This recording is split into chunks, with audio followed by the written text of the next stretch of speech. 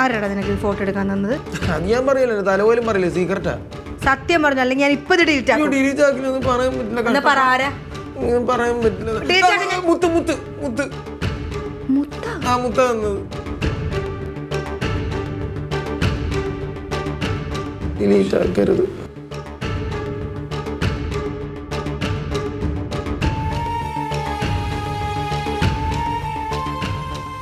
ഇവന്റെ അച്ഛന്റെ അമ്മേന്റെ ആണെങ്കിൽ ഇവൻ എടുത്ത് വായിക്കോ?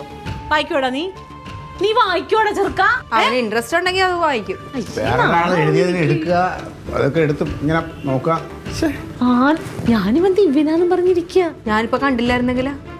ഞാൻ പൂജ നടത്തിയ. അതെ, ഇവൻ ആദ്യം റൊണാൾഡോ വഴി ഓപ്പറേറ്റ് ചെയ്യാൻ നോക്കി, പിന്നെ അത് നടക്കാതെ മുത്തിനെ പിടിച്ചില്ലടാ. ആ മുത്ത എവിടെ എന്നിട്ട്? അവളിങ്ങ് വരട്ടെ, ഞാൻ പോയേക്കല്ലേ സ്കൂളില്. അവൾ എനിക്കൊരു സർപ്രൈസ് തന്നതാ. ഇവൻ ഇന്നലെ കഴിഞ്ഞ ദിവസം വന്നിട്ടില്ലേ, എനിക്ക് എവിടെന്നെങ്കിലും ഒരു പ്രേമലേഖനം എന്താ എവിടെന്നെങ്കിലും ഇങ്ങനെ ഇരുന്ന് പറയായിരുന്നു. ഇതാണ് ഇവന്റെ മനസ്സിലിരിക്കുന്ന. ഞാൻ അപ്പോഴേ ചേച്ചിയോട് പറഞ്ഞല്ലേ ഇവൻ ഇവിടെ തപ്പിയിട്ടുണ്ടാവൂന്ന്. അപ്പൊ ചേച്ചി എന്താ പറഞ്ഞ? അയ്യോ, ഇവൻ ദിവ്യനാണ്, ഇവനൊരു ദിവ്യ പ്രകാശമുണ്ട്. ഞാൻ അങ്ങനെ ഇത് എന്നാൽ ഇത് എപ്പോ എടുത്തോണ്ട് പോയി ഇവൻ? ഞാനെന്ന് പറഞ്ഞല്ലേ മുത്താണെന്ന്. അല്ല മുത്താണെന്ന്. മുത്തു, അതെ, നിനക്കിപ്പോ എന്താണ് ഇതിന്റെ അത്യാവശ്യം പ്രബലനത്തിന്റെ? അങ്ങനത്തെ പറഞ്ഞില്ലേ പിങ്കിക്ക് എഴുതി കൊടുക്കാൻ ഒരു ലവ് ലെറ്റർ റെഫറൻസ് വേണം.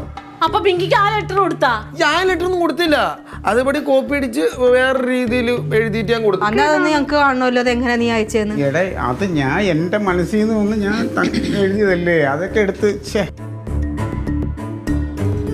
എടേ, ഒന്നാമത് ആ പെണ്ണിന്റെ വീട്ടുകാരെ നിനക്ക് നല്ല രീതിയിൽ കിട്ടിയതാണ്. ഇനി ഇതും കൂടെ അങ്ങ് ചെല്ലുമ്പോൾ നിന്റെ കാര്യത്തിൽ തീരുമാനമാണ്. ഞാൻ അഴിച്ചൊന്നുമില്ല, ഞാൻ എഴുതിക്കൊണ്ടിരിക്കുമ്പോ പകുതിക്ക് വെച്ച് ലില്ലിയാൻ്റെ വന്നിട്ട് കണ്ടുപിടിച്ചത്.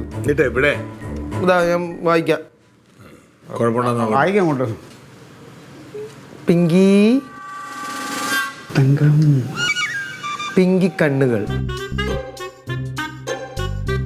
പിങ്കി ചുണ്ടുകൾ, പിങ്കി വിരലുകൾ, പിങ്കി കാലുകൾ.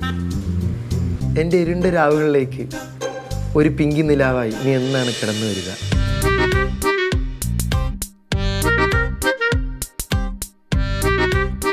എടാ, സ്വന്തമായിട്ടൊരു പ്രേമലേഖനം എഴുതി അറിഞ്ഞൂടാത്ത നീയാണ് പ്രേമിക്കാൻ നടക്കണത്. എന്ത് കുഴപ്പമൊന്നും? അയ്യോ, നല്ലതല്ലേ?